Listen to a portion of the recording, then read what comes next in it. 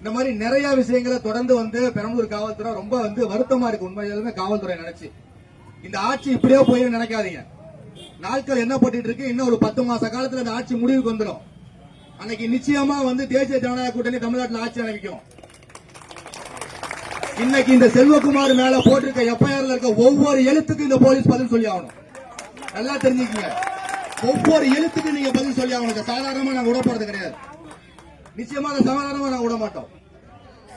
அதே மாதிரி பெரம்பலூர் மாவட்டத்தில் பாத்தீங்கன்னா இந்து முன்னணி நண்பர்கள் எவ்வளவு பேர் ஆர்ப்பாட்டம் போராட்டம் சொல்லிட்டு அவங்களோட வாழ்க்கையை முழுக்க நம்ம மதத்துக்காக கொடுத்துக்கிட்டு இருந்தாலும் கூட நம்ம நண்பர் செல்வகுமார் பாத்தீங்கன்னா தொடர்ந்து ஓராண்டு 2 ஆண்டு காலமா இந்த காவல்துறையோட அடக்குமுறைக்கும் காவல்துறையோட இந்த தண்ணிக்கும் உள்ளாயிட்டு இருக்காரு. தொடர்ந்து அவர் மேல பொய் வழக்கு, தொடர்ந்து அவர் த்ரெட்டன் பண்றது, மிரட்டுறது, உளவியல் ரீதியா அட்டாச் பண்றது. அவரோட குடும்பத்துல போய் உளவியல் ரீதியா முதல்ல மோதி பார்த்தாங்க. உங்க பையனை எல்லாம் பண்ணிடுவாங்க. அவர் கூட சேர்ற குடும்பத்துல எல்லாம் போயிட்டு உங்க பிள்ளைங்களுக்கு படிப்பு கிடைக்காது, வேலை கிடைக்காதுன்னு மோதி பார்த்தாங்க. இந்த மாதிரி நிறைய விஷயங்களை தொடர்ந்து பெரம்பலூர் காவல்துறை ரொம்ப வருத்தமா இருக்கு. உண்மையிலுமே காவல்துறை நினைச்சு இந்த ஆட்சி இப்படியே போய் நினைக்காதீங்க. நாட்கள் என்ன பட்டு இருக்கு. இன்னும் ஒரு 10 மாச காலத்துல இந்த ஆட்சி முடிவுக்கு வந்துடும். அன்னைக்கு நிச்சயமா தேசிய ஜனநாயக கூட்டணி தமிழ்நாட்டில் ஆட்சி அமைக்கும். இன்னைக்கு இந்த செல்வகுமார் மேல போட்டிருக்க எஃப்ஐஆர்ல இருக்க ஒவ்வொரு எழுத்துக்கும் இந்த போலீஸ் பதில் சொல்லி ஆகணும். நல்லா தெரிஞ்சுக்கீங்க. ஒவ்வொரு எழுத்துக்கும் நீங்க பதில் சொல்லி ஆகணும். சாதாரணமா நாங்க விட போறது கிடையாது.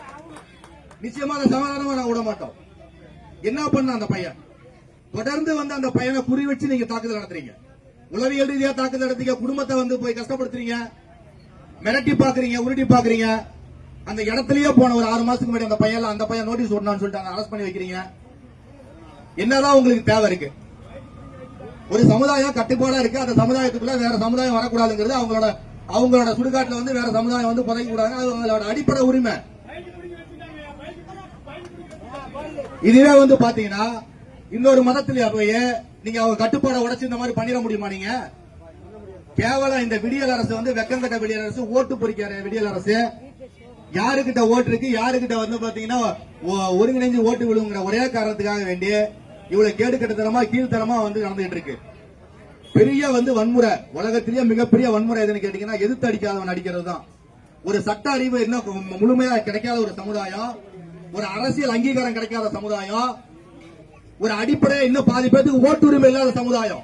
இந்த சமுதாயத்தை நீங்க தொடர்ந்து டார்கெட் பண்ணி இந்த சமுதாயத்தின் மேல வன்முறை விதைக்கிறது, இது மிகப்பெரிய அரச பயங்கரவாதம். நிச்சயமா சொல்றேன், நான் அதிகம் பேச விரும்பல. உங்களுக்கு இறுதியா வன்மையா எங்களோட கண்டனங்களை தெரிவிச்சுக்கிறோம். அந்த பையன் மேல போட்ட பொய் வழக்க நீங்க வாபஸ் வாங்கணும். 1. 2வது இல்லனா நிச்சயமா இந்த காலம் இப்படியா போயிடாது. இன்னும் 1 ஆண்டு காலத்துல தேசிய ஜனநாயக கூட்டணி ஆட்சி அமைக்கும். அன்னைக்கு இந்த எல்லா எஃப்ஐஆருக்கும் ஒவ்வொரு எழுத்துக்கு நீங்க பதில் சொல்லி அவங்க திரும்ப சொல்லிக்கிட்டு வாய்ப்பு நின்று பாருக்கிட்டு விரைவில் நன்றி, வணக்கம். பாரத் மாதாக்கு. இந்த சமுதாயம் என்பது இந்து நெறிக்குறவர் சாதி என்றார்கள். இன்னும் ஒருபடி மேல போய் சொன்னா இது சாதி கிடையாது, ஒரு அருமையான கட்டமைப்பு.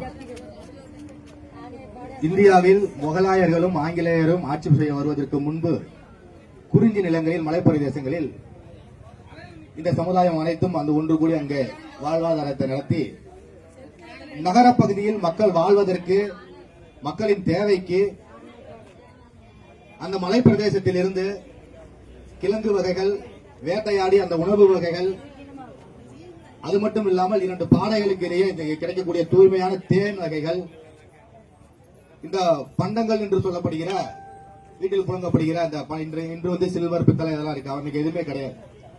அந்த மலைப்பிரதேசத்தில் இருக்க ஒரு நல்ல தாவரங்களை வைத்து தாவரத்தால் செய்யப்பட்ட கூடைகள், இந்த மாதிரி நகரத்தில் வாழ்றதுக்கு தேவையான அனைத்து அடிப்படை உதவிகளையும் செய்தது இந்த சமுதாயம்.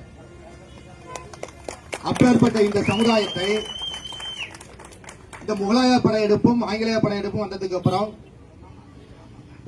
கொஞ்சமா அவர்களை பெயர்த்து ஓட விட்டு, இவர்களுக்கு எந்த உதவியும் செய்யாமல் இருந்தாலும் அரசாங்கம் பரவாயில்ல, அவர்களை கெடுக்காமல் இருக்க, அவர்களை தொந்தரவு செய்யாமல் இருக்க வேண்டும். ஆனா பாத்தீங்கன்னா தொடர்ந்து அவங்களை தொந்தரவு பண்ணிக்கிட்டு அவங்க ஒரு சமுதாய கட்டமைப்போட வாழ்றாங்க. அண்ணா ஒரு சில விஷயங்கள் சொல்லக்கூடாது. ஒரு சமுதாயத்தை மேற்கோள் காட்டி அந்த சமுதாயத்தில் இந்த நோயே எங்களுக்கு இந்த வரைக்கும் இல்லை அப்படின்றாரு. இது எவ்வளவு பெரிய கட்டமைப்பு. அப்ப எவ்வளவு பெரிய ஒரு அடிப்படை கட்டமைப்போட ஒரு கலாச்சாரத்தோட வாழ்ந்துட்டு இருக்க அந்த சமுதாயம். இந்த சமுதாயத்தை உள்ளார சில கிருமிகளை வந்து புகுத்தி, ஏன்னு கேட்டீங்கன்னா இந்த திராவிட மாடல் அரசுக்கு வந்து எப்பயுமே இந்த சமுதாயத்தை பிடிக்காது. ஏன்னு கேட்டீங்கன்னா அவங்களுக்கு வந்து இந்து மதத்தை பிடிக்காது, இந்து கடவுள் முருகனை பிடிக்காது. நம்ம இந்து கடவுள் முருகன் வந்து அன்னைக்கே வந்து உங்க வீட்டுல பொண்ணு கட்டியிருக்காரு, அதனால இந்து மதத்தை பிடிக்காது. ஒண்ணு. ரெண்டாவது, எம்ஜி ராமச்சந்திரன் இருக்க வரைக்கும் அவரை வந்து கடவுளா வந்துட்டு போதிச்ச சமுதாயம் இந்த சமுதாயம். எம்ஜிஆர்னா இவங்களுக்கு உயிர். எம்ஜிஆருக்கு வந்து கருணாநிதிக்கு பிடிக்காது, அதனால திமுகவுக்கு இந்த சமுதாயத்தை பிடிக்காது.